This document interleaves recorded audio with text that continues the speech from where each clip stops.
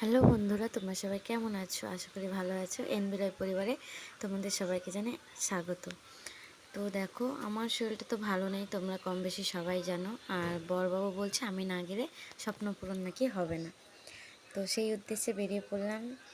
তারপরেই দেখো আমার বরের মানে কি বলে না যে রামের ভাই রক্ষণ, ঠিক সেরকমই লাগছে। একজনের সঙ্গে কত বন্ধু গেছে, খুবই ভালো লাগছে। এরকম বন্ধুত্ব সত্যি খুবই মানে এখন দেখতে পাওয়াই যায় না।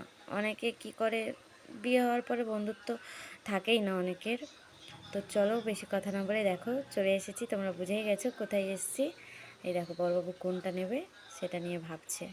তো এটা নেবে না, অন্য আরেকটা নেবে, সেটা অর্ডার দিয়েছে। তো ওটা আস্তে আস্তে আমরা এখানে দেখো বসে আড্ডা দিচ্ছিলাম। আমার শরীরটা ভালো না, দেখো আমার শরীরটা সত্যি খুবই খারাপ। এখানে ডাকলো বড়বাবুকে হাত ছাপ দিতে, তো হাতে ছাপ নিয়ে নিচ্ছে। এখানে ক্যাশ টাকা গুনছে দাদা, কীভাবে টাকাটা দিতে সত্যি কষ্ট হচ্ছিল। তো এই মেয়েটা হচ্ছে কি একদম কঞ্জুস মেয়ে, ঠিক আছে। এই দেখো তার জমানো টাকা দিয়ে, ঠিক আছে, এই দেখো তার বলে তাকে একটা গাড়ি কিনে দিচ্ছে, এই দেখো। আমার থেকে আমি কি কিপ্টে করলাম, এখানে আমার দেওয়ার বলছে আমি নাকি কিপ্টেমি করছি। আচ্ছা যাই হোক, তো চলো সব কিছু সই করা হয়ে গেল, আমাদের সেই স্বপ্ন পূরণের আমরা একদম পেয়ে গেলাম। আর এখানে দিয়ে দিল একটা হেডফোন। তো এখনও অনেক কিছুই দেয়নি, এই যে ফাইনালি আমাদের স্বপ্ন পূরণ হয়ে গেল। আর এখানে দেখো বড়বাবু মানে পুরো রেডি, মানে কখন নেবে আর কখন গাড়িটা চালাবে।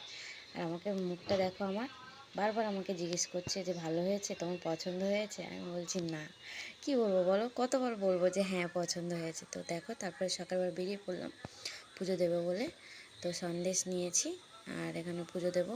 এক মন্দিরে এলাম, তো এখানে ব্রাহ্মণ আসতে দেরি করছে। আবার দেখো সেই বন্ধু, খুবই ভালো লাগে এই বন্ধুত্বগুলো। দেখতে পাবে, আবারও দেখতে পাবে। দেখো একটু তাকিয়ে দেখো, কিছু দেখেছো?